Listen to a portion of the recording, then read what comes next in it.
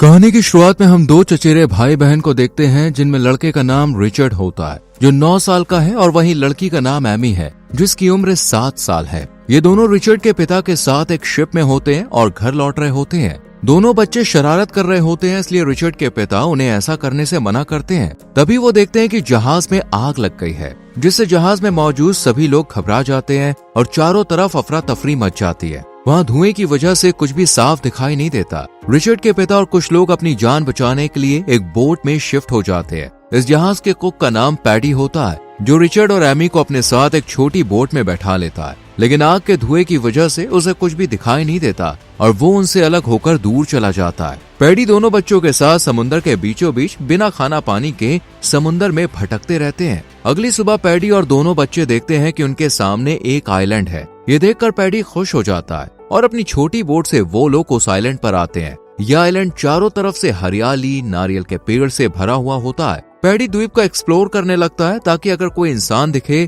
तो वो उनसे मदद मांग सके, पर उसे कोई भी नहीं दिखता। अब ये लोग पूरी तरह से इस द्वीप में फंस चुके हैं, मगर पैडी को समझ आ जाता है कि इस द्वीप में जीवित रहने के लिए सारी जरूरी चीजें मौजूद हैं। पैडी को वहाँ पर एक दारू की बैरल भी मिलती है जो जहाज से बहकर किनारे पर आई होती है। जब रिचर्ड खेल रहा होता है तो उसे एक इंसानी खोपड़ी मिलती है जिसे वो पैडी को दिखाता है। ये देखकर पैडी उसे फेंकने को कहता है और समझ जाता है कि यहाँ पर खतरा है, इसलिए वो बच्चों को लेकर दूसरी ओर चला जाता है। रात में जब पैडी शराब पी रहा होता है तब उसे द्वीप के दूसरी तरफ से ड्रम की आवाजें आती हैं। ये सुनकर पैडी तैरकर उस ओर जाता है जहाँ वो देखता है कि एक मूर्ति पर इंसानी मांस का टुकड़ा रखा हुआ है। ये देखकर पैडी समझ जाता है कि यहाँ इंसानों की बलि दी जाती है। वो डर जाता है और रिचर्ड और एमी के पास आकर कहता है कि तुम दोनों मुझसे वादा करो कि चाहे कुछ भी हो जाए तुम आइलैंड के उस तरफ नहीं जाओगे।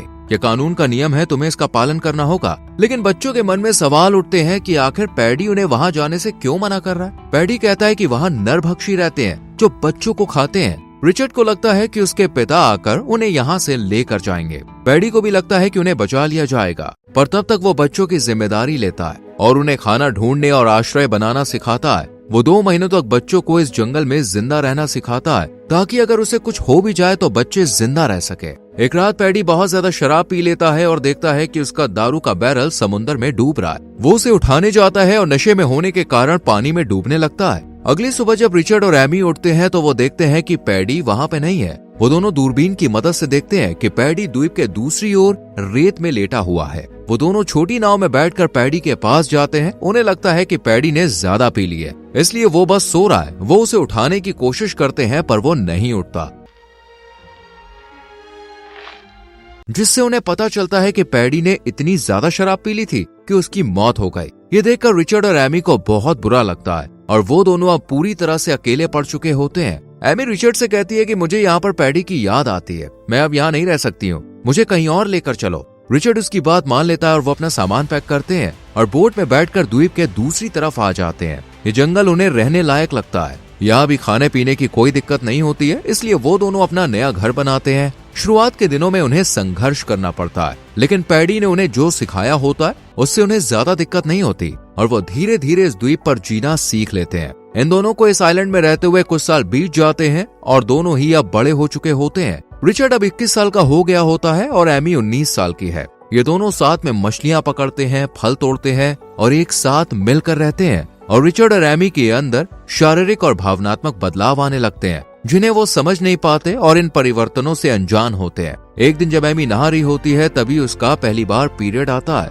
और उसका खून निकलता है। ये देखकर वो डर जाती है और रिचर्ड को आवाज देती है। जब रिचर्ड उसकी आवाज सुनकर आता है और पूछता है कि क्या हुआ, तो वो शर्मिंदा होकर उसे दूर जाने के लिए कहती है। कुछ देर बाद जब एमी नहाकर पानी से बाहर आती है तब रिचर्ड उससे पूछता है, तुम्हें क्या हुआ था? उसे लगता है कि एमी को कहीं चोट लग गई है, लेकिन एमी उसे कुछ भी नहीं बताती। इससे रिचर्ड को गुस्सा आता है। उसे लगता है कि एमी पहले उससे कुछ नहीं छुपाती थी, पर अब वो बहुत कुछ छुपाने लगी है। धीरे धीरे एमी और रिचर्ड एक दूसरे के प्रति आकर्षित होने लगते हैं। जब रिचर्ड बिना शर्ट के घूमता है तो एमी उसे देखती रहती है। जब एमी नदी में नहाने जाती है तो रिचर्ड उसे देखता है, लेकिन सामाजिक ज्ञान की कमी की वजह से वो इन सब चीजों को समझ नहीं पाते हैं, क्योंकि ये दोनों बचपन से ही यहाँ फंसे हुए हैं और उन्होंने इस बारे में कभी कुछ पढ़ा नहीं होता है। यहाँ पर रिचर्ड मछली पकड़ता है, फल तोड़ता है और एमी मछली पकाती है और कपड़े धोती है। ये दोनों साथ में हंसी मजाक करते हुए खुशी खुशी इस आइलैंड में रह रहे होते हैं, पर अभी उन्हें उम्मीद थी कि एक दिन रिचर्ड के पिता उन्हें बचाने आएंगे। एक दिन एमी को आइलैंड के उस छोर से ड्रम बजाने की आवाज सुनाई देती है जहाँ पैडी ने उन्हें जाने से मना किया था। लेकिन एमी उत्सुक होती है कि वहाँ पर क्या हो रहा है, इसलिए वो अकेले ही वहाँ चली जाती है। उसे वहाँ वही स्टैचू दिखाई देता है जहाँ से खून नीचे गिर रहा था। एमी को लगता है कि ये जगह पवित्र है और ये भगवान का स्थान है, इसलिए वो दौड़कर रिचर्ड के पास आती है और बताती है कि मैं आइलैंड की उस तरफ गई थी जहाँ पैडी ने हमें जाने से मना किया था। वहाँ पर मुझे एक मूर्ति दिखी जो शायद भगवान की थी। पैडी ने हमसे झूठ बोला था, वहाँ कोई नरभक्षी नहीं है। ये सब सुनकर रिचर्ड को गुस्सा आता है। वो कहता है, हमने पैडी से वादा किया था कि हम वहाँ पे नहीं जाएंगे, पर तुमने वहाँ पे जाके बहुत बड़ी गलती कर दी, पर अब से तुम वहाँ पे मत जाना। रात में जब एमी सो रही होती है तब उसे एक बुरा सपना आता है जिसमें रिचर्ड की पानी में डूबकर मौत हो जाती है। वो डर कर जाग उठती है। एमी देखती है कि सुबह हो चुकी है और रिचर्ड उसके सामने खड़ा होता है। एमी उससे कहती है, वादा करो तुम मुझे छोड़कर कहीं नहीं जाओगे। दोनों भावुक होकर गले लगते हैं। रिचर्ड उसे किस करता है और उसके साथ आगे कुछ करने की कोशिश करता है, पर एमी उसे दूर कर देती है। रात में फिर से रिचर्ड उसके करीब आने की कोशिश करता है, लेकिन एमी उसे जाने को कहती है। इससे रिचर्ड नाराज हो जाता है और अगली सुबह एमी से बात नहीं करता। एमी देखती है कि रिचर्ड पत्थरों के पीछे कुछ कर रहा है, लेकिन उसे कुछ समझ नहीं आता। जब वो उसे आवाज देती है तब रिचर्ड उस पर गुस्सा करता है। कुछ देर के बाद जब रिचर्ड पेड़ से नारियल तोड़ रहा होता है तब उसे समुद्र में इतने सालों में पहली बार एक जहाज दिखाई देता है। ये देखकर वो पेड़ से उतरकर एक पहाड़ी की ओर जाने के लिए दौड़ता है जहाँ उसने लकड़ियों को इकट्ठा किया था ताकि वो आग जलाकर जहाज में मौजूद लोगों का ध्यान अपनी ओर आकर्षित कर उनसे मदद मांग सके। पर रिचर्ड को वहाँ पहुँचने में देर हो जाती है और जहाज वहाँ से दूर निकल जाता है। उसी दौरान एमी ने भी उस जहाज को देखा था। उसके पास आग जलाने का मौका था, लेकिन जहाज को देखने के बावजूद उसने ऐसा नहीं किया क्योंकि उसे अब यहाँ पे रहना अच्छा लगने लगा था और उसने इस जीवन को स्वीकार भी कर लिया था। फिर वहाँ रिचर्ड आता है और उसे आग न जलाने के लिए गुस्सा करता है। वो एमी से कहता है, मैं तुमसे तंग आ चुका हूँ, मैं यहाँ से अकेले ही जाऊंगा। रिचर्ड उसी छोटी नाव में बैठकर वहाँ से निकल जाता है, लेकिन आधे रास्ते में ही रिचर्ड की नाव टूट जाती है और वो पानी में गिर जाता है। मजबूरन उसे वापस आइलैंड पर लौटना पड़ता है। एमी उसका मजाक उड़ाने लगती है और कहती है, अब ये द्वीप हमारा घर है और हमें यहीं रहना चाहिए। ये सुनकर रिचर्ड गुस्सा हो जाता है और उनकी बहस हो जाती है। वो एक दूसरे का अपमान करने लगते हैं। एमी कहती है, मैं जानती हूँ तुम अकेले पत्थर के पीछे क्या करते हो, मैं तुम्हारे पिता को बता दूंगी। रिचर्ड कहता है, तुम मुझे छुप कर देखती हो। इस पर एमी कहती है, तुम भी तो मुझे देखते हो जब मैं नहाती हूँ। ये सुनकर गुस्से में रिचर्ड उस पर नारियल फेंकता है, पर वो उसको नहीं लगता। पर जब एमी फेंकती है तो नारियल रिचर्ड के सिर पे लगता है, जिससे रिचर्ड उसे थप्पड़ मारता है और उसे घर से निकाल देता है। वो कहता है, ये झोपड़ी मैंने बनाई है, तुम यहाँ पे नहीं रह सकती, मैं अब तुम्हें खाना भी नहीं दूंगा। जिससे एमी को बाहर ही सोना पड़ता है और उसे खाने का इंतजाम अकेले ही करना पड़ता है। इस समय उसे बहुत दिक्कत होती है और रिचर्ड उसका मजाक उड़ाता रहता है। एमी आइलैंड पर मौजूद उस स्टैचू पर फूल चढ़ाने लगती है और भगवान से प्रार्थना करती है। जब वो समुद्र से अपने आइलैंड में आ रही होती है तब उसका पैर जहरीली स्टोन फिश पर पड़ जाता है,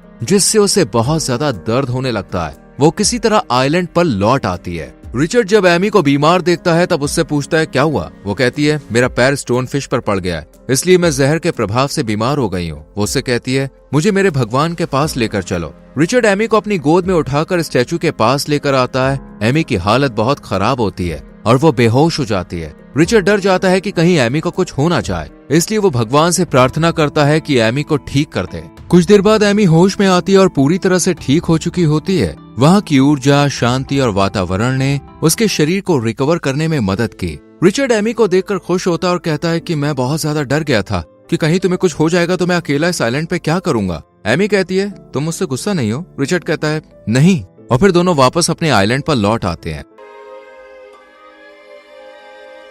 एक दिन रिचर्ड और एमी साथ बैठकर बातें कर रहे होते हैं, तब वो दोनों प्यार से एक दूसरे को देखते हैं और किस करते हैं। वो अपने प्यार का इजहार करते हैं और इंटीमेट हो जाते हैं। ये पहली बार था जब वो इस भावना को समझ पा रहे थे जो इतने दिनों से उनके अंदर पनप रही थी। अब वो इसे एक्सप्लोर करते हुए कई बार क्लोज होते हैं। दोनों को इसमें बहुत मजा आता है और वो एक कपल की तरह इस आइलैंड पे रहने लगते हैं। कई महीनों उनको साथ में रहते हुए बीत जाते हैं। रिचर्ड नोटिस करता है कि एमी अब पहले की तरह उसके पास नहीं आती और उसके व्यवहार में भी अब बदलाव आ गया है। वो एमी से पूछता है, क्या आप तुम पहले की तरह मुझसे प्यार नहीं करती हो? इस पर एमी कहती है, मुझे नहीं पता, मेरी तबीयत ठीक नहीं है, मुझे उल्टी भी हो रही है। फिर वो रिचर्ड का हाथ अपने पेट पर रखती है और कहती है, मुझे लगता है कि मेरे अंदर कुछ अलग हो रहा है। रिचर्ड को भी एहसास होता है। दरअसल एमी प्रेग्नेंट होती है, लेकिन इस बारे में दोनों को कोई जानकारी नहीं होती है। रिचर्ड को लगता है कि वो ज्यादा खाना खा रही है, इसलिए उसका पेट फूल रहा है और अंदर कुछ हलचल हो रही है। एक रात रिचर्ड को आइलैंड के दूसरी तरफ से डमरू की आवाज सुनाई देती है। जब वो वहां देखने जाता है तो देखता है कि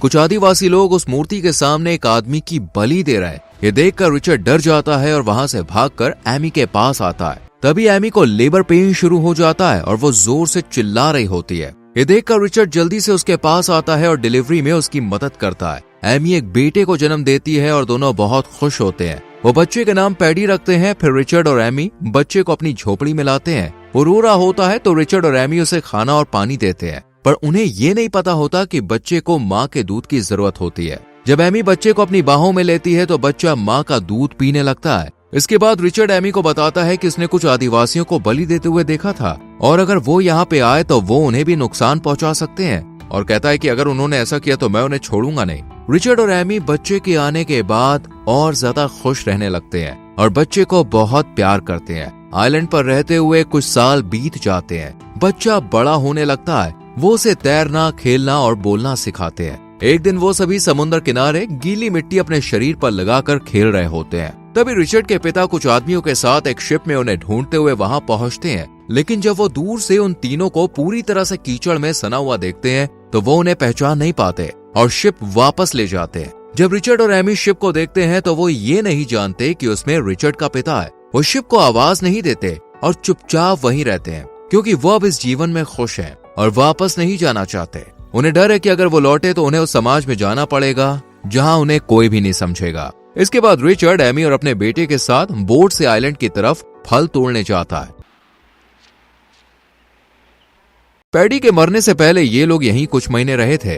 वो लोग आसपास की चीजों को देखकर अपने बचपन को याद करने लगते हैं। फिर रिचर्ड फल तोड़ने चला जाता है और एमी अपने बेटे के साथ किनारे पर होती है। उनका बेटा खेलते हुए जहरीली बेरी तोड़कर अपनी बोट में रख देता है। ये चीज एमी नहीं देख पाती। वो दोनों रिचर्ड का इंतजार करने के लिए नाव पर वापस जाते हैं। एमी की आंख लग जाती है और जब वो उठती है तो देखती है कि नाव किनारे से दूर जा चुकी है। तभी उसका बेटा एक चप्पू पानी में फेंक देता है। एमी चप्पू उठाने की कोशिश करती है पर वो सफल नहीं हो पाती। वो तुरंत रिचर्ड को आवाज देती है जो तैरकर उनकी ओर आने लगता है। तभी एमी कहती है कि तुम्हारे पीछे शार्क है, जल्दी आओ। रिचर्ड तेजी से बिना चप्पू लिए नाव की तरफ बढ़ता है। एमी उसे शार्क से बचाने के लिए दूसरे चप्पू से शार्क को मारती है, जिससे रिचर्ड को नाव में चढ़ने का मौका मिल जाता है। लेकिन उनके पास अब चप्पू नहीं होता जिससे वो अपने आइलैंड में वापस जा सके। वो अपने हाथों से नाव को किनारे की ओर ले जाने की कोशिश करते हैं, लेकिन पानी का बहाव बहुत तेज होता है और शार्क के हमले के डर से वो तैरने की हिम्मत नहीं कर पाते। उनकी नाव खुद ही समुन्द्र में आगे बढ़ने लगती है। ये लोग 2 दिनों तक समुन्द्र में भटकते रहते हैं। उनके बेटे को भूख लगती है, इसलिए वो जहरीली बेरी खा लेता है। एमी और रिचर्ड ये देखकर अपने बेटे के मुंह से बेरी निकालने की कोशिश करते हैं, लेकिन वो उसे पहले ही निकल चुका होता है। दोनों को लगता है कि उनका बेटा मर जाएगा, इसलिए वो दोनों भी बेरी खा लेते हैं। वो तीनों मौत का इंतजार करने के लिए नाव में लेट जाते हैं और बेहोश हो जाते हैं।